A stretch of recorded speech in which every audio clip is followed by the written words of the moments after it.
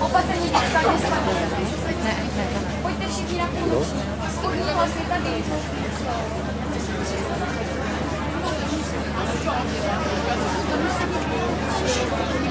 Holky, a i tady těmi...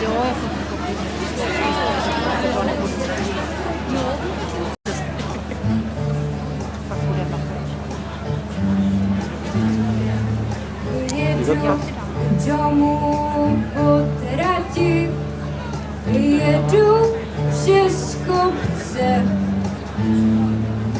za okny padá sníh, budou Vánoce. Chmury, travle, starosti, nechal jsem ve městě. Už slyším lidi na půlnoční zpívat v kostele. Haleluja, haleluja.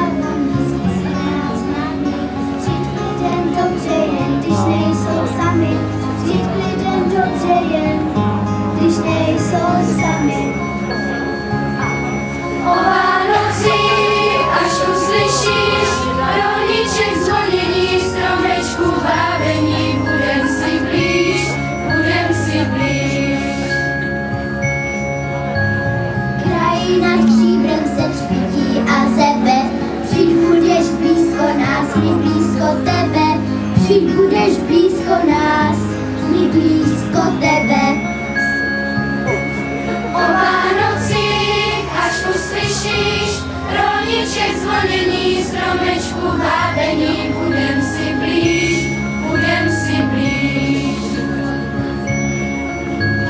Zvonečky cinkají do stělí chvíli, při štěstí prostřenci na úkrus bílý, při štěstí prostřenci na úkrus bílý. O Vánocích, až uslyšíš roníček zvonění, stromečku vábení, budem si blíž, budem si blíž. O Vánocích, až uslyšíš roníček zvonění, stromečku vábení, budem si blíž, budem si blíž. Budem si blíž.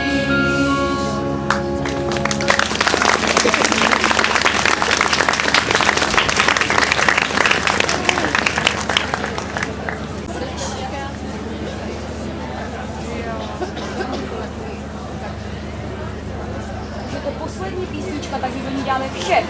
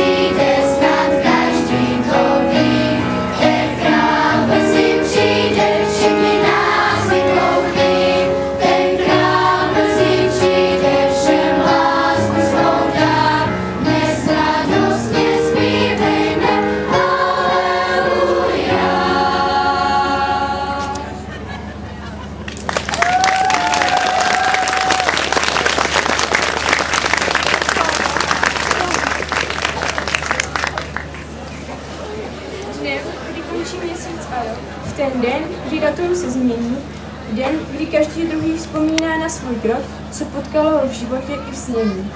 Tak trochu v něm rekapitulace, zdali úspěchů bylo v lásce a v mění, tak trochu obav, zdali v dalším roce něco nového přibude, či se změní. Možná v tento den nepřipouštíme si jen, že vkládáme do budoucna mnoho nadějí, že měníme realitu na umělý sen a pak jsme často zbytečně zklamaní. Do nového roku vinčuji vám všem mnoho štěstí, lásky, úspěchu a splněných přání.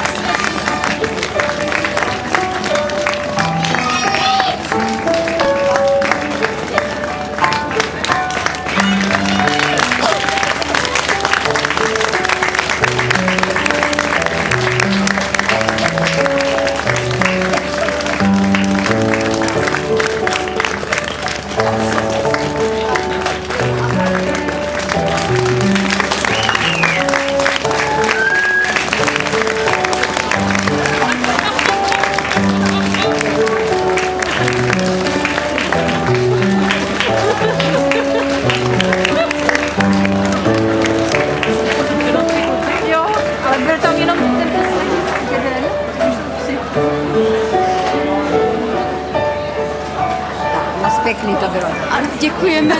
Pochválit.